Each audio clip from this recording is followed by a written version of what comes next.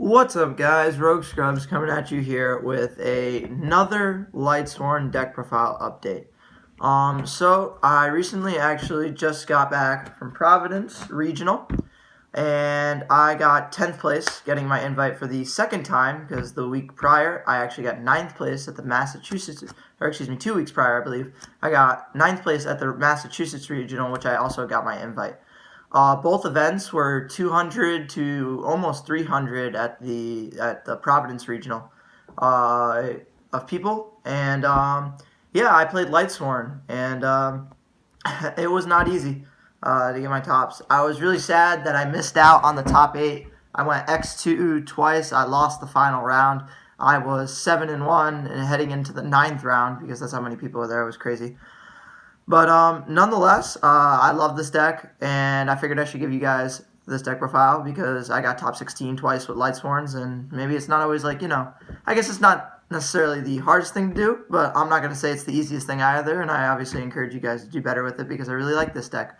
And yeah, it's Rogue for the format. So without further ado, I'm going to get right into it. So to start off, I still play the triple Raiden. This is standard. I also play 3 Wolf. This card is also broken. 2 Lumina, and 2 Felice. So, yeah, this is the standard Lightsworn lineup. It's just 10 Lightsworn since I was playing the competitive lineup.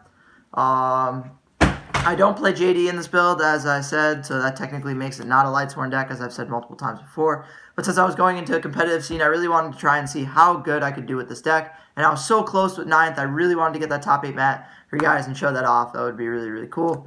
But I didn't. I missed it. My 2 losses, actually, both regionals were the same. It was 1 Striker player and 1 Altergeist player. I'll get into the losses and the matchups and other things and that later on. But yeah, so the standard 10 Lightsworn lineups, 3 Raiden, 3 Wolf, 2 Lumina, 2 Felice. I don't think you should change this lineup. I think this lineup's very, very straightforward and very good. Next up, 3 Snow. This is really what the deck should be called, Snow Patrol, I think, because this is how you're going to win every game. This card's oppressive. There's really no reason not to play 3.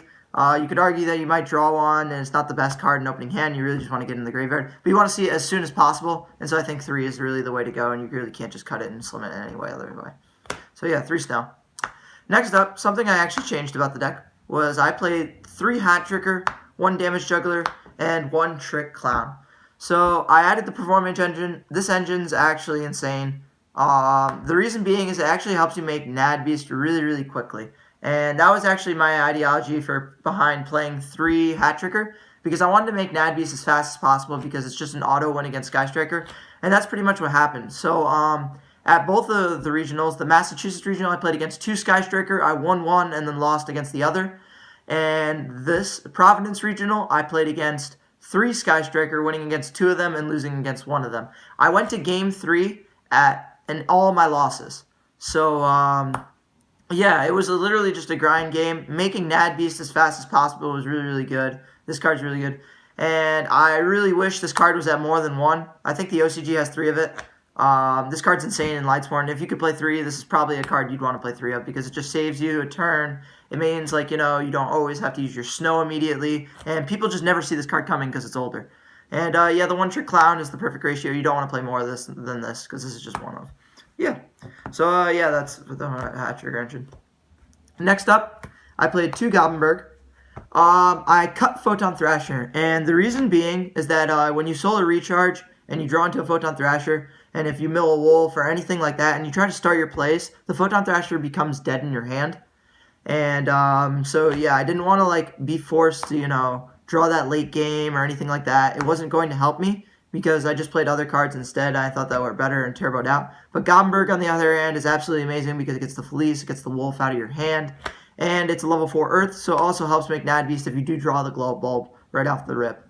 Yeah, and it's just really, really good. It's people's most the impermanence target most of the time because it does use your normal summon up. But yeah. Next up, I play 1 Spirit Master, 1 Balancer Lord, and 1 Giant Rex. These are all Gold Sark targets and also cards, obviously, you could banish off Snow to gain your advantage. This card's amazing. This card will never be taken out of this deck as long as Snow's a card. It's also one of the reasons, yet again, how you make Nad Beast because that's level 4 Earth. There's multiple ways to get to Nad Beast. Generally, the first turn combo play is to end on Curious Nad Beast. I can show a way you can do it, but realistically, it's Lightsworn, so every way you mill it is like kind of different, but you can get to it in quite a bit of different ways, and it's actually kind of consistent. So yeah, the 1 Giant Rex is absolutely necessary. The Bouncer Lord, I love this card because if you open Gold Sark and if you draw a Giant Rex, you have another target to get a card out of your hand, such as a Wolf or Felice that's sitting there dead. It's also just really good in Graveyard too. If you mill it off Snow, it can get a Felice out of your hand later game when they don't expect it. Because if you Book of Moon something with Snow and then Felice their monster, it's really, really good. I played against Thunder Dragon and it was kind of an auto win because you can just Snow down their monster and then Felice it and they can't save it. It's just a really, really nice touch to have. So yeah. Then I played the Spirit Master. I wasn't a huge fan of this card because I never really resolved it all that well. I felt it was kind of a win more in most scenarios, and even though it can like Gold Sark it out to hit a Floodgate trap card or something, I never really felt it was actually that necessary. So I'd actually cut this card, and I'll talk about something else later on as far as like substitutes for it. But you can definitely play this card. It is something that some people might not see coming, especially if you have it in your hand and you banish it with Snow and they weren't expecting it. It's a free pop, so yeah. It wasn't bad. It wasn't great though either. The 1 Glow Bulb, this card's nasty. Obviously, you have to play this card because it just makes your Nad Beast. It also makes Trish, which I made against a guy twice in one game because he bounced it back with Soliloquidus. It was against an Altergeist. Next up, I play the Dark Worm again and the Dragon's version, Destrudo, which is broken. I love these cards. I initially didn't like this card because of the fact that every single game I drew it was kind of sad. But I just loved playing Dragon Shrine that I felt it would be stupid not to play this card because it's just so free. And you can constantly get it back because when you exceed with the Pendulum, it goes back to the graveyard. So like you just use it as your turn 1 Minerva play as like your starting thing if you open the Dragon Shrine. And then it would go to the graveyard, and then the next turn after, if they cleared your board, you'd have a free level 4 yet again. So yeah, this card's insane. And Destrudo is absolutely amazing. Having the Dragon Shrine access to make this card earlier and make level 7 synchro plays is fantastic. Because you can always activate Destrudo, it's always live. As long as you're in the game, obviously. Not dead. Next up for the spells, we play 3 Charge of the Light Brigade. This card's absolutely amazing. It is cost to mill, so if they ash it, you still mill 3. Some people didn't know that at the regional. Just something I guess I'd clarify for you guys. This card is amazing. There's a reason it was limited before. 3 Solar Recharge. This card's fantastic. I will warn you guys when you play this deck, there's something you have to pay attention to. You should always try and make your Minerva before you play this card. Your opponent is always going to use their Ash to try and hit Minerva. So if you bait it out with the Minerva, it's better than losing 2 cards, because if you get ashed on a Solar Recharge, it's terrible because you're just going to neg 2, which is not good, and your opponent technically +1 off you. So yeah, try and make your level 4 play first if you have the resources to do it before playing this card. Other than that, this card, that's about it. Then for the other spells, I play 2 Gold Sark. This is optimal ratio. You don't want to open 3. 2 is perfect to hit that Giant Rex and get you your Balancer Lord and possibly hit the Spirit Master if you need it. Next up, 2 Dragon Shrine. 3 is overkill. You can only activate 1 per turn, but nonetheless, you still want to see it because it does start your plays and it is a free extender. Yeah. Next up, for the 3 1-of spell cards I play Foolish, Rhoda, and Monster Reborn. I don't like Soul Charge. If you like that card, you are more than welcome to play that card. I just never felt it was actually that necessary. I didn't like losing my battle phase, and I didn't like spending a crap ton of life points because I already had Destrudo and Trick Clown in the deck. But that's my personal preference. I'm not a huge fan of Soul Charge. If you like that card, that can definitely be played in here. But yeah, so that's the spells. These are all standard, really, really powerful 1-ofs. And last but not least, I played the 1 Shade Brigadine. 1 is perfect. You don't want to play 2 because if you mill 1, it sucks. And it's just a free level 4 yet again. You want as many free level 4s as possible. So this card was really, really good.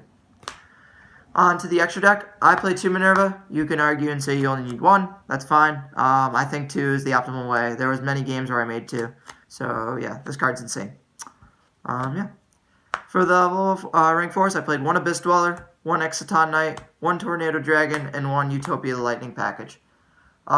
This card I ended up putting in because I was afraid of certain decks and being able to prevent Ray from coming back before I nuked the board, before I made Black Rose, because they give you that extra zone with that Shizuku Kagari was pretty nice. Although it didn't come up as much as I thought it would. So you could definitely side deck this card instead and play a different rank 4 that might have more utility.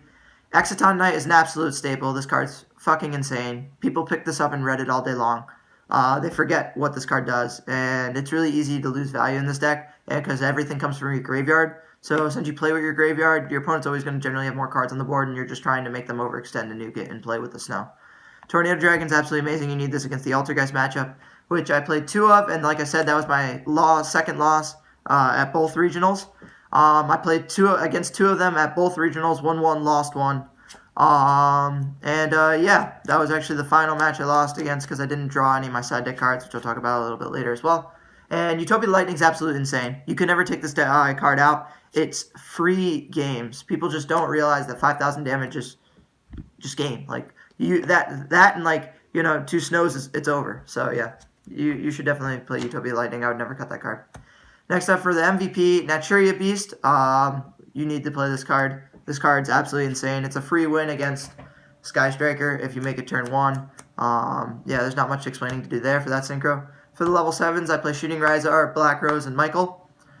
Shooting Rizar is absolutely insane. So this is also why Destrudo is really, really good, because it makes, or in Dragon Shrine as well, because it makes opening this really, really consistent. And this card allows you to get the Snow to the grave faster, or it can even put win more cards as well. Like I put the Spirit Master at times just so I had it to banish on my opponent's turn. And it also allows you to Black Rose. So if you guys don't know what this card does, I guess I'll explain it real quick. When this card Synchro Summon, you can Foolish Burial a monster.